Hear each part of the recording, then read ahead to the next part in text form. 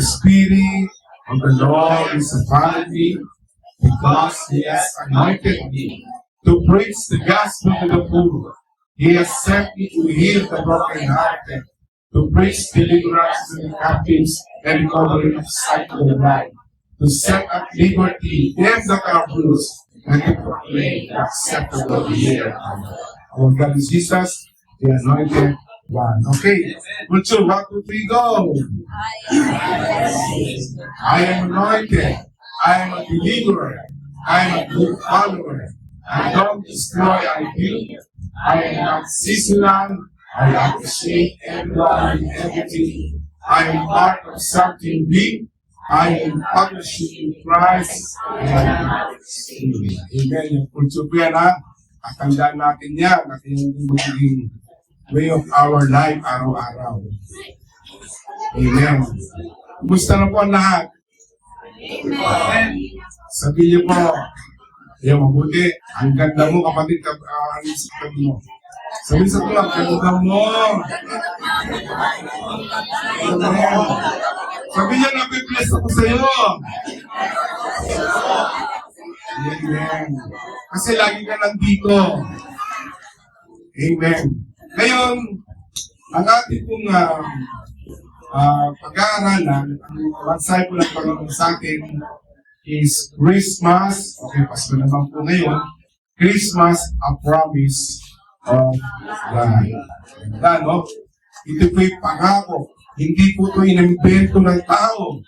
Hindi po ito katang-isip lamang, kundi ito'y pangako ng Diyos. Pag may nangako sa inyo, maaring di matupad. Pag nagtatrabaho ko, bibigyan kita ng ayun, hindi, na mga pangako. Pag ako'y nagkaroon ng ganito, makatanggap ako na bibigyan kita. Pero pag dumating na, at hindi po talaga nangyayari. May mga nangyayari naman. Nangyayari at tutupad, pero kadalasan, isang airplane. Pero po ang Christmas, matagal na po itong ipinangako ng Diyos sa atin. Ito po ay promise ng Lord. When we say Christmas, it's a reminder of God's promise. Kanino yung promise na yun?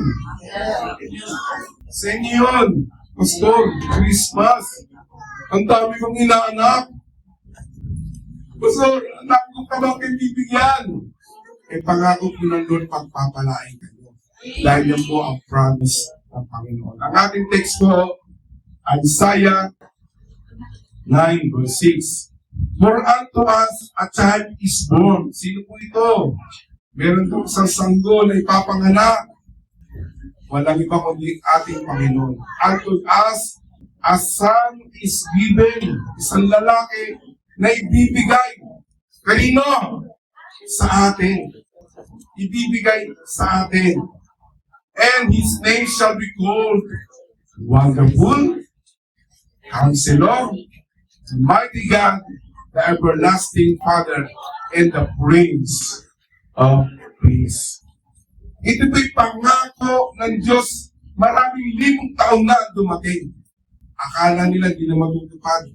Kaya mamaya makapag-aralan natin kung bakit masyado nilang ito na pala, inintay nila yung pangako ng Panginoon. Ipapanganak daw ang bakang lalaki at paghahari sa atin, maghahari sa amin. Kaya yung puso niyo, pag si Jesus po ang nasa iyong buhay, si Jesus po ang naghahari, yung pangako na tinanggap mo sa Diyos. Amen? Say kahanga-hanga, tatawagin siya, kahanga-hangang tagapayo. At makapangyarihan Diyos, walang hanggang Ama at prinsipe ng kapayapaan. Amen? Kasi ang tao ngayon, mga Kristyano, mga tao na akiyanan sa Diyos, nagtatalo-talo pa rin. Ay, ba't naman siya celebrate kami ng December 25, yun naman yung pinanganak si Jesus ng day na yan. Exactly. Sabi nila June, sabi nila May, sabi nila, kung anong sinasabi nila. Hindi po natin pag-uusapan kung kailan, anong date ang pinanganak si Jesus. Ang pag-uusapan po natin, ang mahalaga po, isinilang po si Jesus. At iyan po ang hinintay ng napakaraming taga-Israelites maging ang sangkatauhan. At ito'y pangako ng Diyos Ama para sa atin. Amen? Praise God! Masaya tayo pag dumarating ang Pasko. Di ba? At hinihintay natin talagang ganak na ganak tayo. Nararamdaman natin yung singin ng hangin. Lalo pag nasa bago rin, malamig talaga, no? At ramdam na ramdam mo yung lamig, paggabi, pag madaling araw, sa mga malapit ng Pasko. Magpapasko na. Actually, Pasko na po sa buhay nyo nung si Jesus ay sumilang na sa puso. Amen? Praise God! Okay, sabi na sa Gawa chapter 13, verse 23, sabi dito, sinabi ni Pablo sa mga tao, sa angkan ni David, nagmula si Jesus, ang tagapagligtas na ipinangako ng Diyos sa Israel. From this one family line, God brought to Israel the Savior Jesus. This is what He had promised. Kaya yun talaga ang pangako sa atin. At yung pangako yun ay natupad ng unang Pasko nung nasusulat sa Biblia. Amen? The birth of Jesus is a beautiful reminder God's immeasurable love for the world. Ito ay hindi kayang masukat at walang sukat na pag-ibig ng Panginoon. At ito'y magandang paalala sa atin sa bawat isa. Kasi iniisip nila pag Pasko. Anong naisip nila pag Pasko? Yay! May bago akong sapatos. May regalo ako. Marami akong tsokolate. Ganon ang iniisip nila. Pero kung iisipin po natin talaga, ito pong Pasko ay isang napaganda at di masusukat ng pagmamahal ng Diyos sa atin. Mahal po tayo ng Panginoong Diyos. Amen? God offer His presence. Inibigay niya at iniaalay niya yung kanyang presensya para sa atin makita. Bagamat di natin nakita ang Diyos, mismong Diyos Ama, dahil pinadala niya kanyang anak na si Jesus. Doon nakita at nasilay ng mga mata ng mga taga-Israel na ang Diyos pala ay totoo. At ginawa niya yung kanyang pangako sa atin ng kaligtasan. Amen? Ang Diyos ang nag-alok sa atin ng kanyang presensya, kapayapaan, at kagalakan sa pamamagitan ni Jesus. Kapag di mo nakikita ang Lord, ang Ama, ang Diyos, pero si Jesus po ay nagpakita sa atin. Pinakita po at nagparamdam at sumalo, nakisama sa mga tao, nakita nila kung ano ang talagang sino ang Diyos. Amen? Praise God! Si Paul nag-alok ang kaloob na tumatagal na higit pa sa panahon ng Pasko hanggang kapatuloy ngayon sa panahon ito, inaalala at pinapaalala at pinakikita po ng Lord na ang tunay na Pasko ay talagang nangyari. Amen. Okay, ano nga ba ang promise ng Lord? The promise of Christmas para sa bawat isa. The gift of Christmas. Okay, handa na po tayo. Tayo may manalangin muna. Lord, maraming salamat sa gabi sa araw po ito, sa umagang ito. Napakabuti ng Panginoon dahil kami tinigo mo upang sumamba at kilalanin ko, Panginoon, sa pamamagitan ng iyong salita. Lord, manatili ang kapayapaan sa bawat isa, kaligayahan at pandinig na maayos maunawaan nila ang mensahe mo sa umagang ito. Salamat po, Panginoon, patuloy mo linisin ang bawat isa ng iyong makapangyarihan. Salamat po in Jesus' name. Amen. Christmas, the promise of the gift of Christmas, unang-una, Christmas brings joy. Okay, joy. Sabi niya, joy. May naalala kayo, no? Pag may joy, di ba? Nag-uhugas kayo. Yeah, joy. Joy na, no? Pero ang totoong dito is, ang Christmas po, it brings joy, it fills with joy.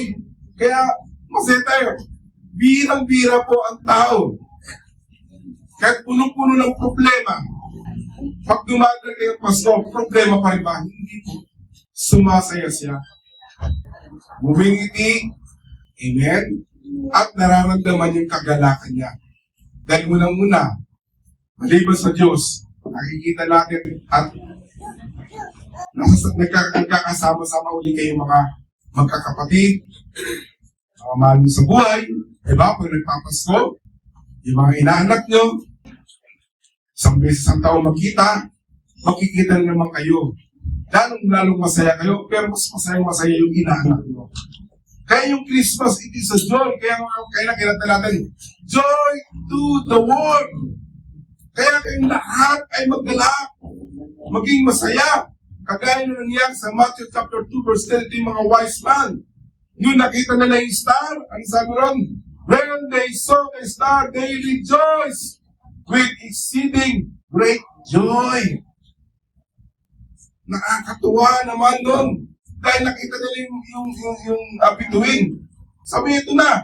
Then sinabi sa kasulatan, mula sa Bethlehem, nilakad nila. Mula sa silangan, pumunta sila sa Bethlehem upang masilaya at maging masaya ang kanilang buhay. They were filled with joy.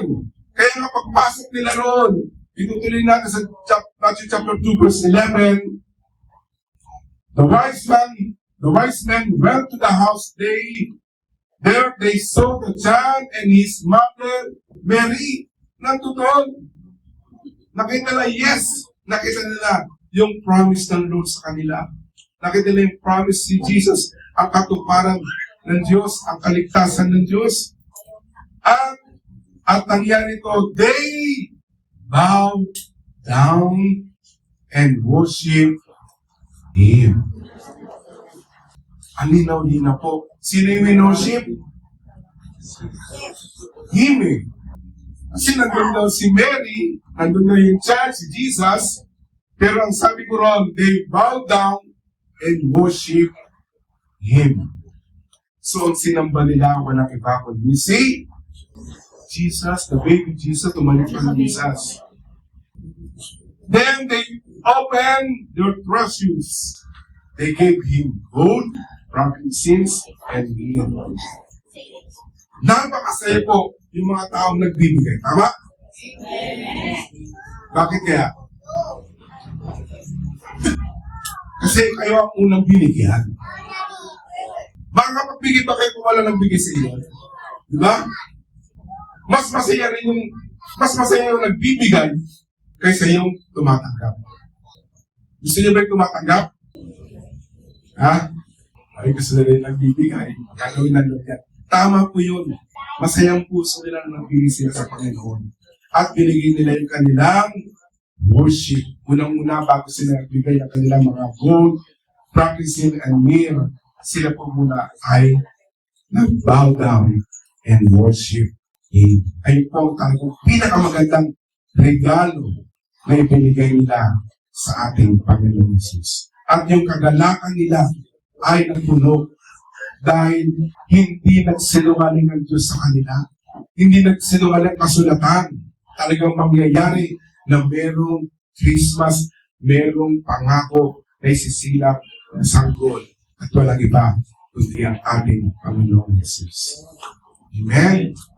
Napakabuti po. Pangalawa, Christmas is a season of peace. Sabi sa tabi niyo, peace be with you. Diba dati ganun na, peace be with you. Peace be with you. Ako, mga kayo dati na, hindi pa alam yun eh. Ano kayo sinasabi nung pare? Kasi siya, ganun lang ako nagkamit. Kaya naiintindihan ko na, naging Kristyano ako, totoo lang. Yung edad na ako, nakita ko na, ay, palisis na, peace be with you. Pero iba kong kapayapaan na tanggap nito. Christmas brings peace. It is a season of peace. Christmas is a gift of peace. Nagkaroon ng kapayapaan. Kasi ano yung araw, yung panahon na yun, ang mga tao ay takot na takot. Dahil sila sa pagkakaalipin ng mga kasulatan, mga bagay na nagpapahirap sa kanila dahil sa mga kasulatan ng Biblia, ng mga Old Testament. akala nila mapapariwara sila. Hindi sila na magkaroon ng kapayapaan. Kaya alam nyo, ito na yung sinabi, yung hula ng Diyos at nangyari sa Luke chapter 2, verse 13. At once the angel was joined by the youth's angelic one singing God's praise, glory to God in the heavenly heights, peace to all men, and the woman on earth who please Him. Kita nyo, alam mo, hindi na yung mga shepherd ang natuwa eh. Hindi na sila. Ang lalong naging masaya ay yung mga tagalangit, yung mga angels. Alam niyo po, ang mga angels, bumababa lang yan pag inuutusan ng Ama, ng Diyos Ama. Pero sa pagkakataon yun, nung ipinanganak si Jesus, dahil sa tuwa nila, ang lahat, youths, angelic one, napakaraming anghel ang umawit, singing praises to God. Amen? Kaya ginaya ng mga tao eh. Pinagkakitaan pa. Ang ginagawa nila? Nangangaroling. Diba? Ganun ang ginawa nila. Pero ito pong mga angel ito, dahil sa tungkol, yes, ipinanganak na. Kasi ano yung bakit? Muntik na kung hindi matuloy. Si Jesus na ipanganak. Kasi po, di ba, alam po naman natin ang istorya, kinausap si Mary, sabi niya, Mary, kay ginamit ka Lord, nagkagala ang Panginoon sa iyo. Ikaw ay gagamitin at sasayong sinapupunan, ipapanganak mo ang tagapagligtas, ang pangalan niya, Jesus. Pero at that time, si Mary po ay kakasal na kanino? Ha? Si Joseph. Tama. Ikakasal na sila. Kasi muntik na hindi mapanganak eh. Kasi, ang nangyari po, si Joseph, nung mapapakasalan niya na si Mary, nangusap din ang anghel sa kanya. Sabi niya, Joseph, pakasalan mo si Mary, dahil ang dinadala niya ay yung sa kanyang sumpunan ay si Jesus na tagapagligtas. Alam niyo, sa panahon na yun, pag ikay kakasal at malalaman mo yung asawa mo ay meron ng laman o magbubugis na, siyempre para mapapaya. Kasi si Joseph is a righteous man. Matuwid siya eh. Kaya ayaw niya rin sabihin na hindi niya naman ginalaw yung babae. Pero nanganak, mabubuntis, ipinagbubuntis. Pero sinabihan na siya, parang tatakbuhan na nga sana niya eh. Ayaw niya na. Eh samantalang nangusap na si Mary, walang problema eh. Yes Lord, mangyari ang nais mo. Pero kay Joseph po, ayaw niya. Ayaw niya mapahiya eh. Kasi nga, pag kinasal kami, tumalaman nila na may laman na, buntis na siya. Eh nakakaya sa akin ako eh, kilalang tao, matulong tao, kasi na gano'n. Hiwalayan niya. Pero nangusap ang Lord with Joseph, huwag mong tatakbuhan si Mary. Kasi pag pinanganak si Jesus na walang ama, ano mangyayari? Diba? Sabi nila, anak sa labas. Pero mahal na mahal niya si Mary. Kaya sabi niya, sa panaginip, kinausap siya at sumunod siya sa Diyos. Kaya nga yung mga angel tuwa eh. Yes, yes, yes! Lumabas na, ipinanganak na. Ganun sa buhay natin. Kung tayo na born again, dapat naging masaya tayo. Naging masaya tayo, maging nagalak tayo sa buhay natin. Amen? Muntik na may mga born again eh. Bakit? Eh kasi lalo pinipigilan nito tao to. Ayaw lumapit sa Lord. Pero ang angel, pinag-pray ka, tatuwa sila. Na born again ka. Nakilala mo ang Diyos. Kaya galak na galak sila. Kaya sabi ng Lord, ang isang tao lang na lumapit sa Panginoon, tumanggap sa Panginoon, kumilala sa Diyos Ama, libo-libong anghel ang natutuwa. Kaya kahit anong pigil sa atin eh. Di ba? Kahit anong pigil sa atin, nakilala pa rin natin ang Diyos. Gusto nating sumilang si Jesus sa puso natin. At nagkaroon nga ng kapayapaan. Sabi ng kapayapaan na, kaya hindi na kayo pwedeng matakot. Hindi na kayo dapat matakot, mag-alala pa, o dahil meron na tunay na kapayapaan sa buhay nyo at iyon ay nanggagaling kay Jesus. Amen. Sino ba takot ngayon? Hindi kayo takot kay Juday? Hindi na kayo matakot yan. God will supply. Eh, bibigyan ng Lord. Amen! Amen! Sabi nun, si Jesus mismo nagsabi dito, John 14 verse 27, Peace I leave unto you. Peace I leave with you. My peace I give to you. Not the world giveth, give unto you. Let not your heart be troubled. Neither let it be afraid. Huwag na kayong mabagabag. Huwag na kayong matakot. Huwag na kayong matakot, mag-alala dahil iniiwan ko sa inyo ang kapayapaan. Walang iba kundi si Jesus. Kasi Jesus ang nagsalita nito. Ang taking kapayapaan na ibinibigay sa inyo ay hindi katulad ng kapayapang ibinibigay ng mundo. Ano may klase kapayapang binibigay ng mundo? Panandalihan lamang. Ginom ka. Dahil dami mong problema. Ginom ka para gusto mong pumapayapa, matahimik ang isip mo. Pero pag-isip mo, ganun pa rin. Dala-dalaw pa rin yung trouble, dala-dalaw pa rin yung tinatawag na pag-alala sa buhay. Hindi ko mawawala yan unless God is with you.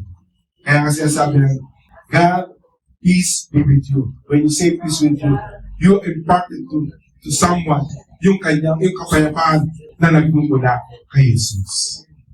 Amen? So, sabi ron, hindi ka na dapat matakot.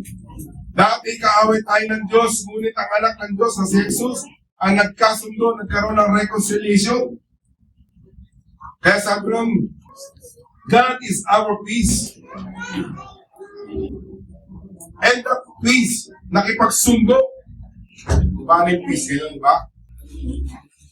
Yung takot, sa ibang lugar, mayroong mga gera. Pag walang hindi nagkakaroon ng kasunduan, mag-aaway, magsisiraan, magpapatayan. Pero si Jesus po, dati ko'y kalaban tayo ng Diyos. Ngunit, si Jesus na ating kapayapaan ang sumira at naging sa mga wall na yun at nagkaroon po tayo ng tunay na kaugnayan sa Diyos dahil po yung kapayapaan ay binibigay ng Panginoon. Amen?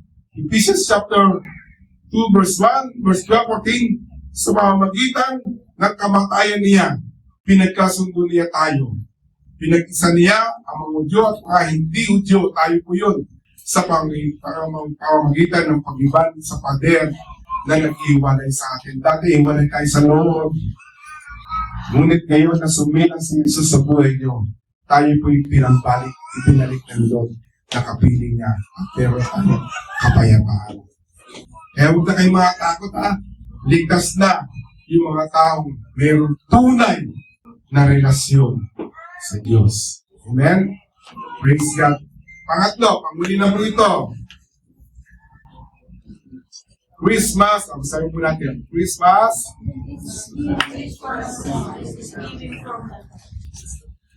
Parang wala sa po. Okay, sabi-sabi na. 1, 2, 3. Christmas is giving from the heart. Amen. Alam nyo, ang Christmas po ay yung pagbibigayan. Amen? Yung po ay nangyari sa katulad sa mga wise men, they presented unto him gifts.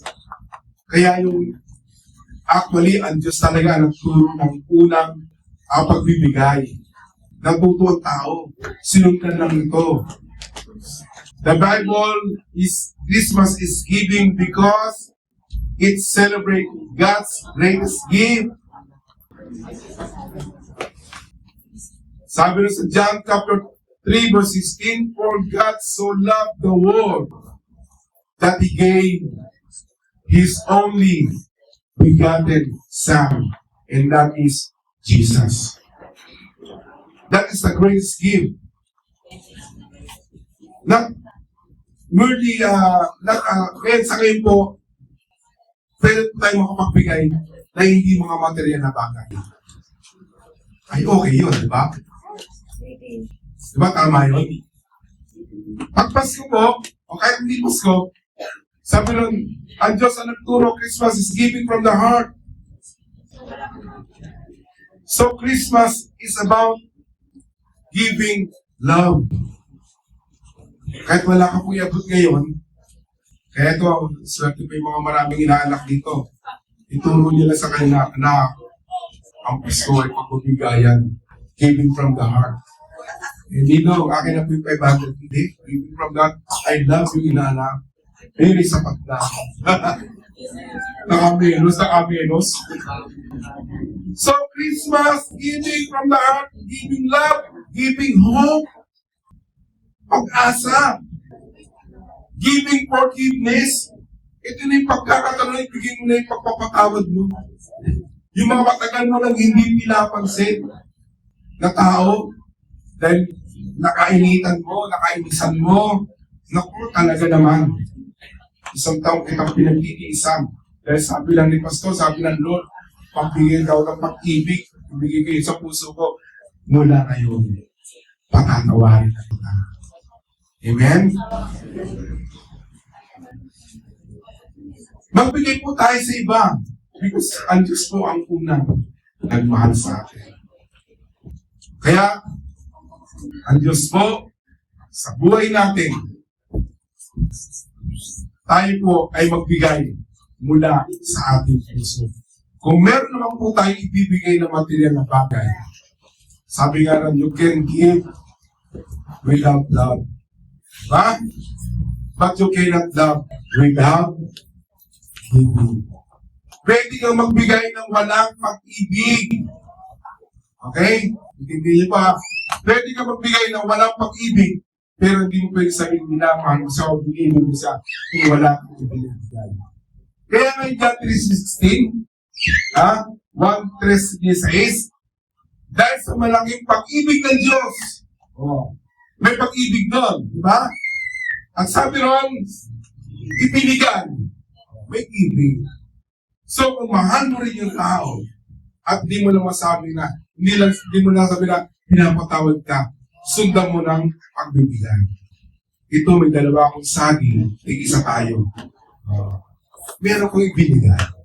Amen? So, iyon ang dapat gawin natin ngayong Pasko dahil ito po ang itinuturo ng Diyos sa akin. Amen? So, you can give love, you can give giving hope, you giving your forgiveness, and giving to others just as God gave to us. And that is Jesus Christ. Amen. Palapakan po natin si Lord. Okay. Pati na lang po.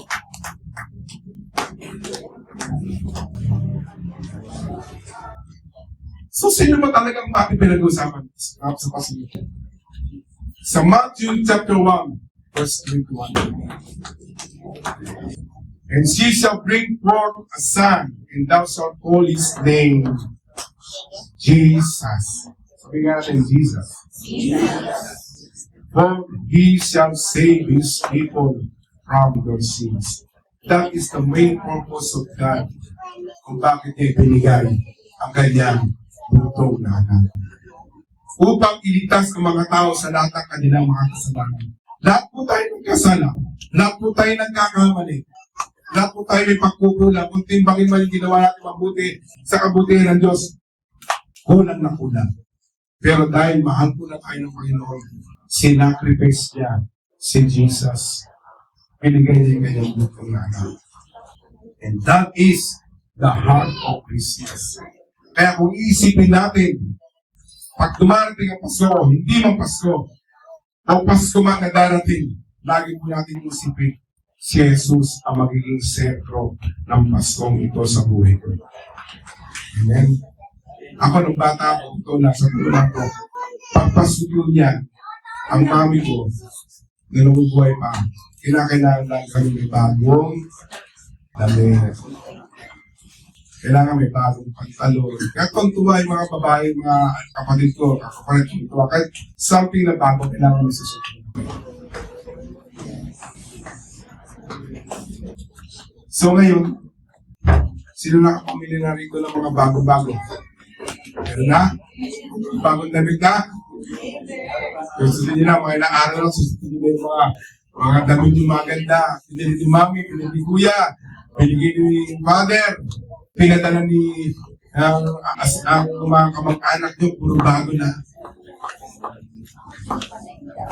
Kaya ganun din tayo, nung tayo sinilang si Jesus sa buhay natin, tayo po ay bago na nilalang.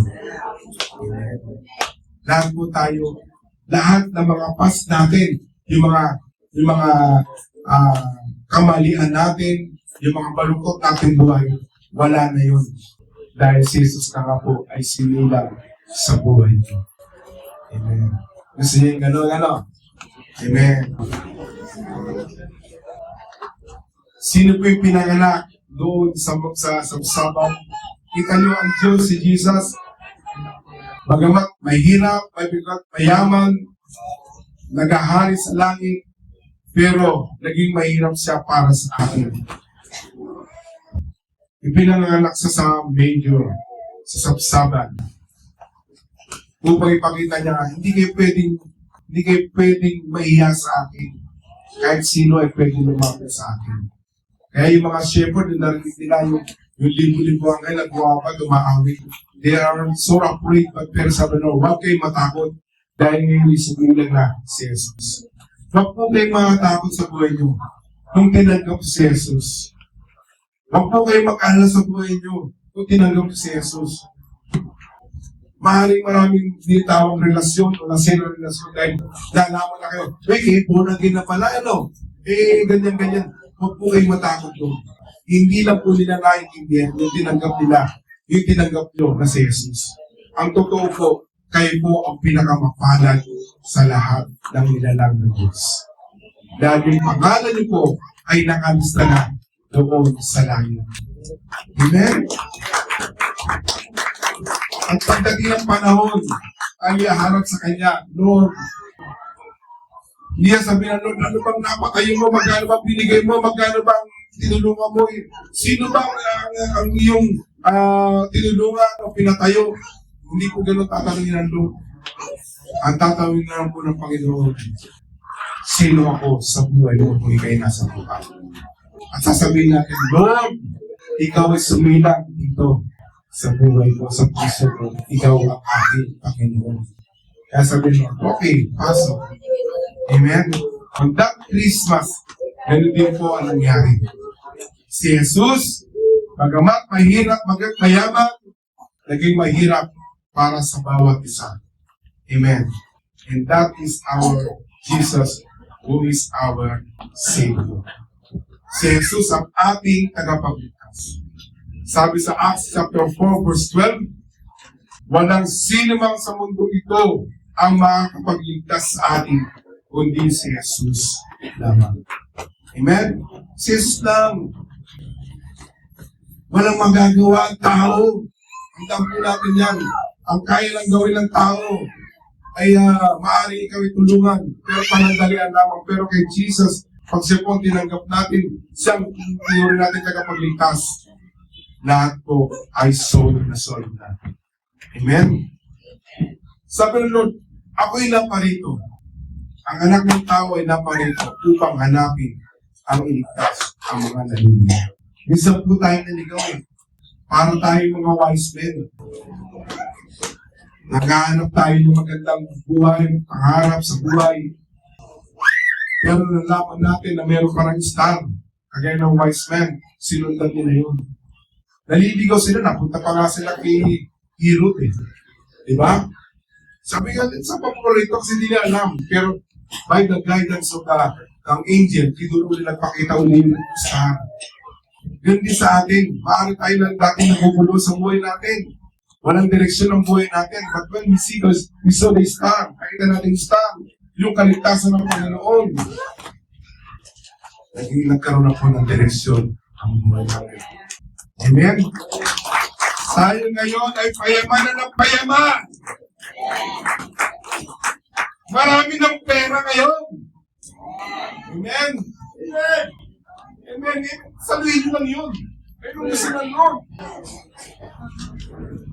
Hindi na tayo mag-iisa na. Ako yung mahirap lang. Lagi ako maghihinan. Wala naman sa GM, ha? Wala sa inyo. Kung tinanggap niyo ang pinakamayaman sa mundo, si Jesus, mayaman na. Sabi ng Lord, ang kayamanan na dito, pilak sa akin. Tatanda nito sa akin. Kasi sino bang inyong Ama? Ang Diyos. Kaya hindi po kayo pagkukulangin. Lagi kayong busog. Sobra-sobra. Ako ngay sobra-sobra na rin. At lahat tayo ay paganda ng paganda ang buhay. Lahat na ng restaurant, papasukin na natin.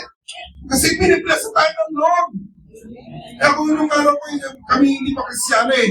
Takot na takot baka pumasok sa may department store. Sasabihin na ako doon, ganyan ka dyan, baka makabasa ka. Wala tayong pambayan. Ganun nung araw eh. Pero ngayon hindi na. Ha? Tayo po ay pinagpala ng Diyos. Taon-taon, buwan-buwan, ang buhay mo, ang katawan mo, nadadagdagan ng mga gandang mga bagay at sinusunod na ngayon. Amen? Lahat po tayo ay mayaman sa patayin ng Diyos. Amen?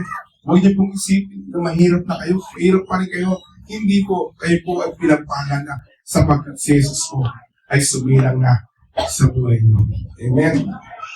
Sabi nito, uli-uli na, 2 Timothy chapter 1 verse 10, ngunit nahayag lang ito nang dumating si Kristo, Jesus na ating tagapagligtas.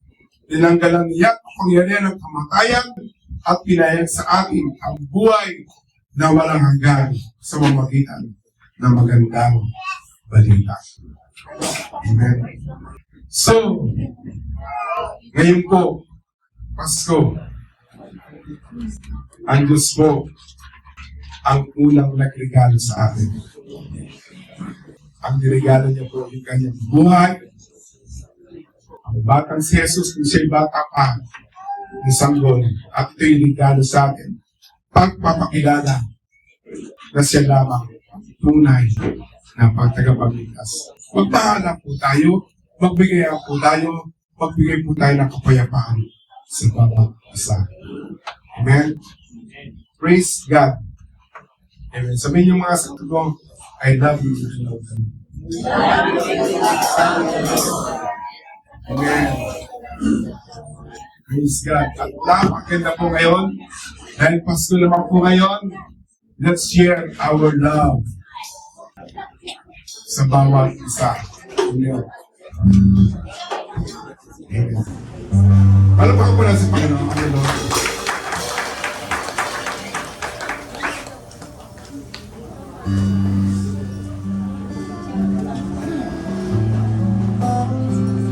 Matay natin to.